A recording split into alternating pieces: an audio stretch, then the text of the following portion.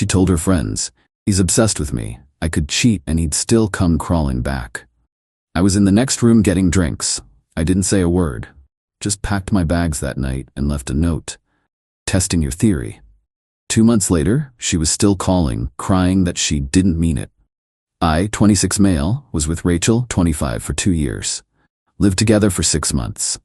Last Saturday was supposed to be a chill night, had some friends over for drinks and board games. That's when everything changed.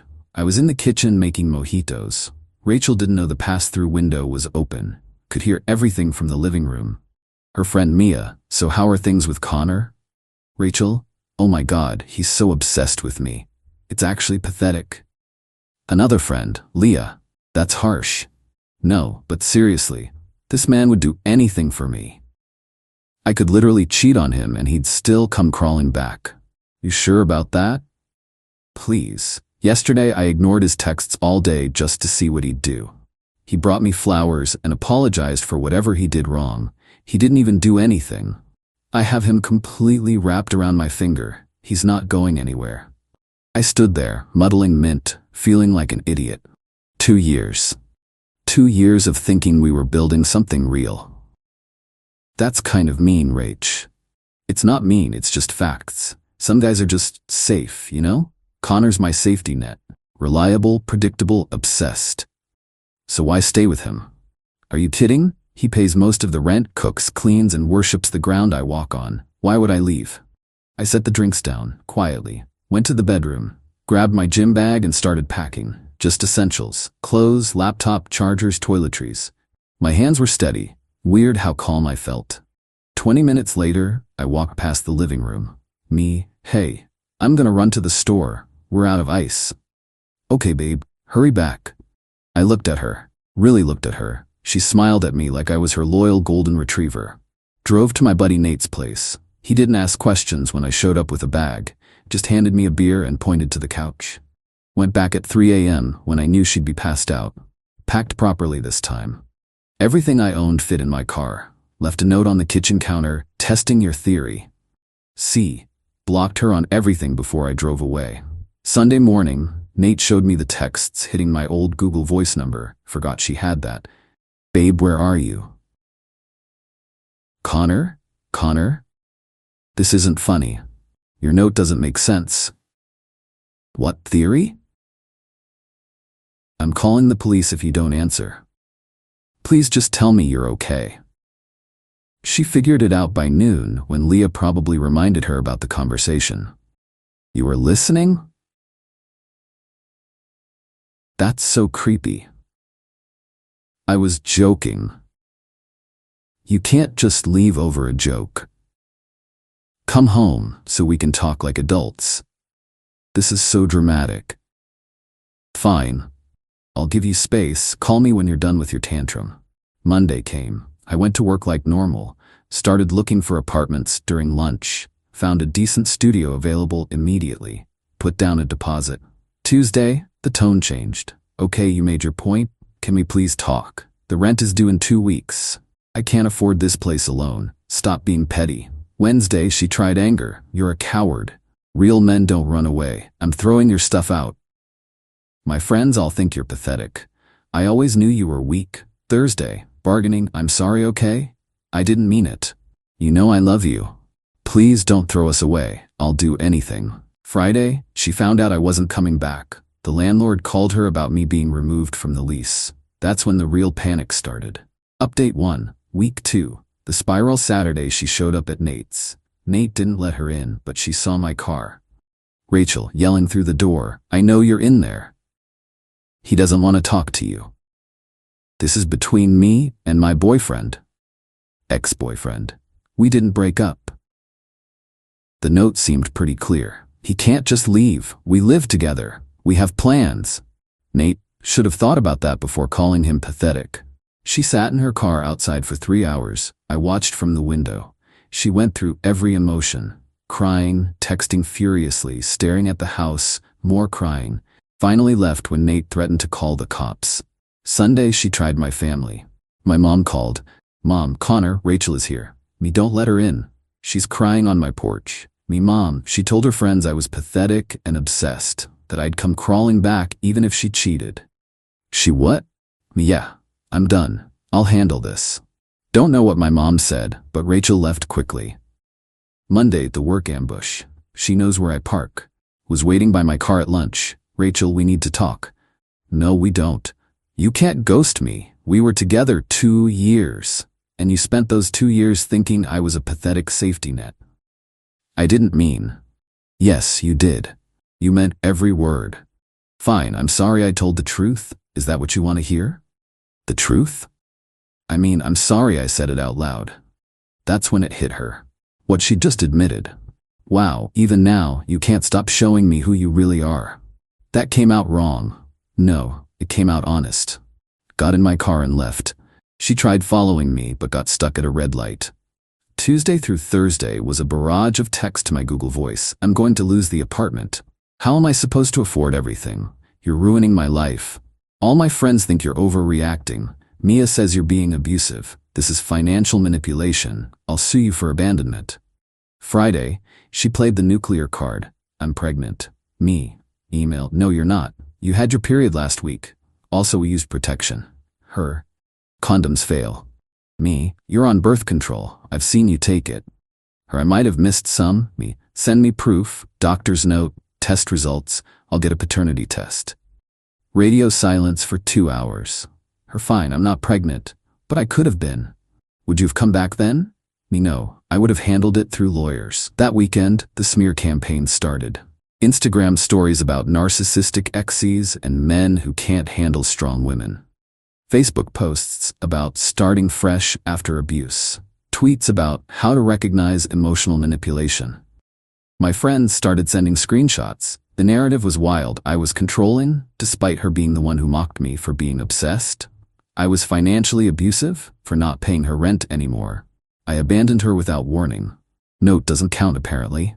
I was punishing her for being honest with friends. Update 2 week 3 was relatively quiet. I thought maybe she'd accepted it. I was wrong. She was just regrouping. Week 4, she enlisted flying monkeys. Her mom called. Connor, this is ridiculous. You're gonna throw away a beautiful relationship over some girl talk? Me, she said I'd come crawling back even if she cheated. Her mom, she's young. She says stupid things. Me, she's 25, not 15, and she meant it. Her mom, she loves you. Me, she loves what I do for her. There's a difference. Her best friend Mia texted from a new number. You're really showing your true colors. Rachel deserves better than a man who runs away over words. Didn't respond. Her coworker added me on LinkedIn with a message. Hey, heard you're single. Also heard you're a psycho who abandoned his GF. Good luck dating lol. Reported and blocked. Then came the accidental meetings. She started showing up places she knew I'd be. My gym, she'd never worked out a day in her life. My regular coffee shop, the bar where my friends and I do trivia. Each time she'd act surprised. Oh, Connor, what a coincidence. Each time I'd leave immediately. Week 5, desperation peak. 3 a.m. on a Tuesday. I can't sleep. I miss you. Remember our trip last summer? You said you loved me. Was it all a lie? Please just come home. I'll do anything. I'll go to therapy. I'll apologize to your mom. I'll tell everyone I was wrong. Connor, please. I'm so sorry. I was drunk. I was showing off. I didn't mean any of it. You're not pathetic. You're not obsessed. I'm the pathetic one. I need you. Please, I love you. Connor, please. 47 texts in 1 hour. My Google Voice was blowing up. Had to mute it. Week 6, she tried a different approach.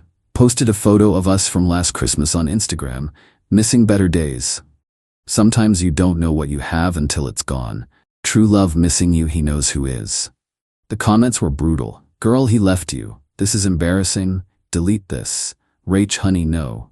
But some supported her. He doesn't deserve you. His loss. Men always come back. That last comment, she liked it 3 times.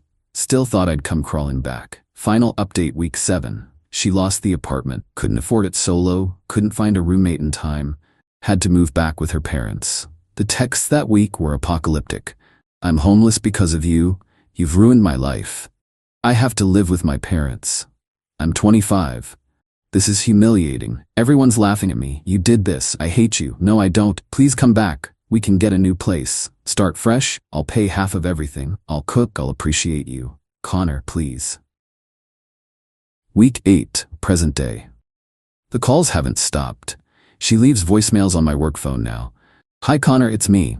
I know you're getting these. I wanted to hear your voice on the recording. I'm sorry. I'm so sorry. I was an idiot. I didn't appreciate you. I took you for granted. I was wrong about everything. You're not pathetic. You're not obsessed. You were just good to me, and I threw it away. I threw you away. For what?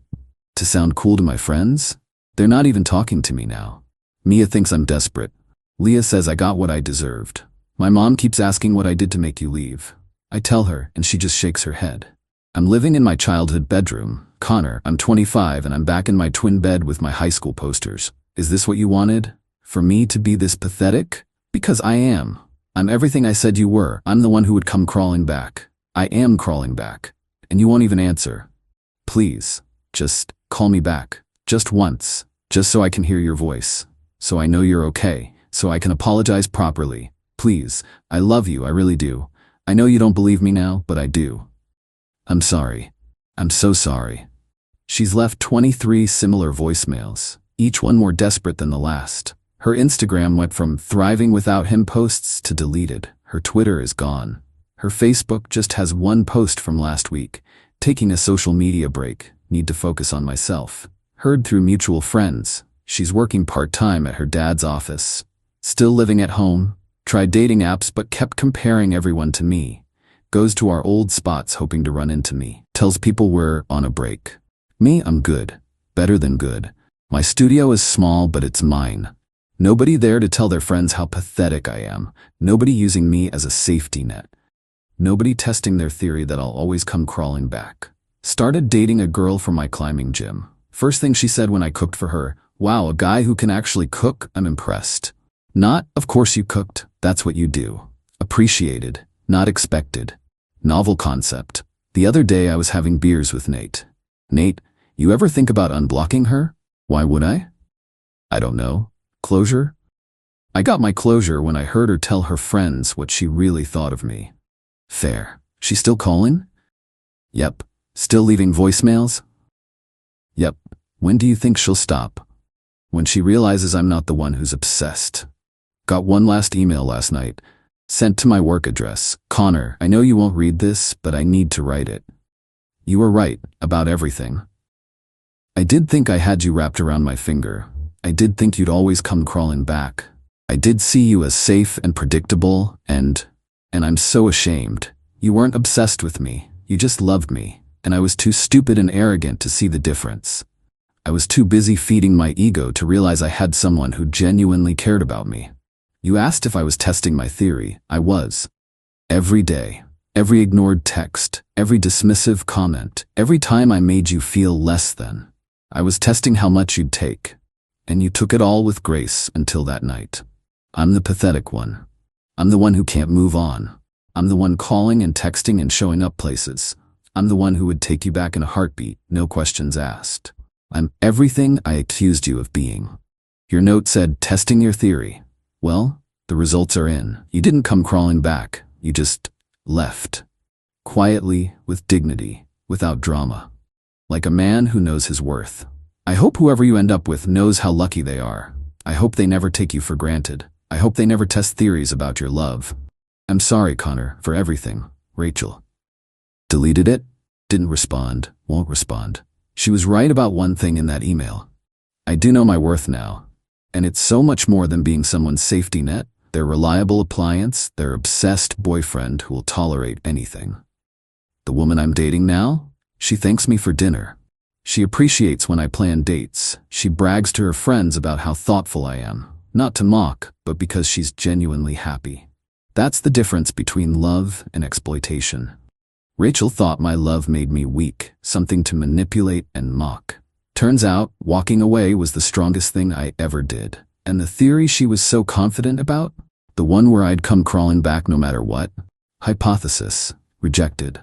Funny how the person who was so sure I was obsessed is the one who can't let go. The one who was positive I'd come crawling back is the one leaving desperate voicemails. The one who thought I was pathetic is living in her childhood bedroom stalking my LinkedIn.